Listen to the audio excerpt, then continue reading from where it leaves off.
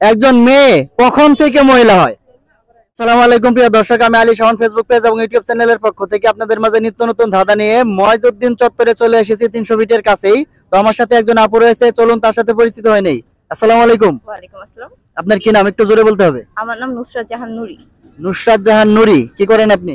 আমি পেশায় একজন স্টুডেন্ট। পেশায় একজন স্টুডেন্ট। তো আপনার জন্য 3টা প্রশ্ন থাকবে। যদি আপনি এই 3টার মধ্যে 2টা প্রশ্নের উত্তর দিতে পারেন তাহলে আপনি বিজয়ী এবং আপনার জন্য ছোট্ট একটা পুরস্কার থাকবে। আপনি কি প্রস্তুত? হ্যাঁ। কতটুকু প্রস্তুত? অনেকটুকু। অনেকটুকু বলতে মানে 100 তে 100ই। 100 তে 100ই।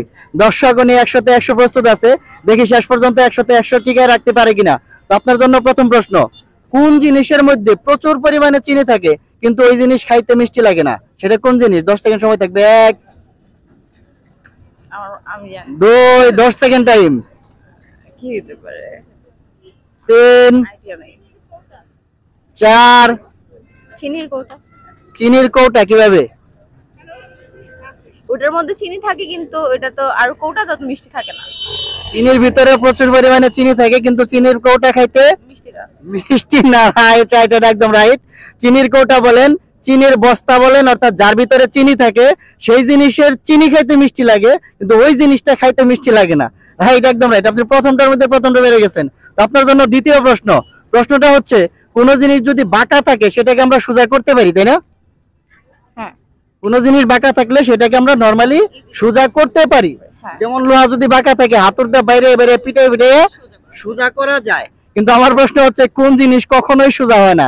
10 সেকেন্ড সময় থাকবে। 1 কখনোই সোজা হয় না, আপনি সারা জীবনে সোজা করতে পারবেন না। 2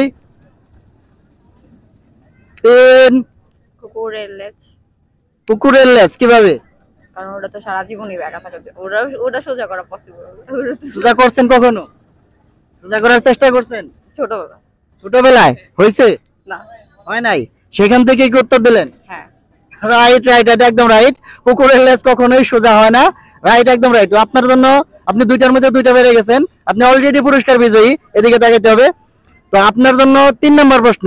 প্রশ্নটা হচ্ছে, এটা পারলে পুরস্কার, না পারলে পুরস্কার। একটু মজার প্রশ্ন। প্রশ্নটা হচ্ছে, আপনি একজন মেয়ে নাকি মহিলা?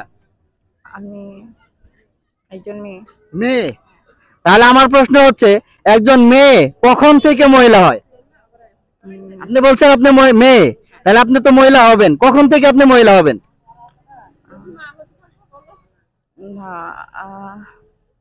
একজন মেয়ে কখন থেকে মহিলা হয়? 10 সেকেন্ড সময় থাকবে। 1 2 এসএসসি কমপ্লিট করার পর।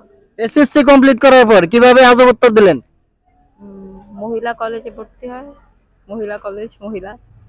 মেট্রিক পাস করার পরে ভর্তি হয় মহিলা কলেজে, আর মহিলা কলেজে ভর্তি হইলে সে মহিলা হয়ে গেল। হ্যাঁ। রাইট রাইট রাইট, এইটাই সঠিক উত্তর।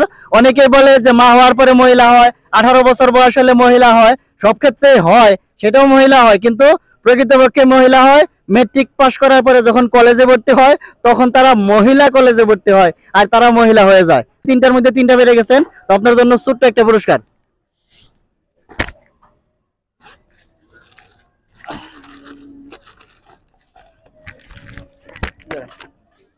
আমাদের ফেসবুক পেজ এবং ইউটিউব চ্যানেল আলী শাওনের পক্ষ থেকে এই পুরস্কার। তো কুইজটা খেলে আপনার কেমন লাগলো? খুব ভালো লাগছে।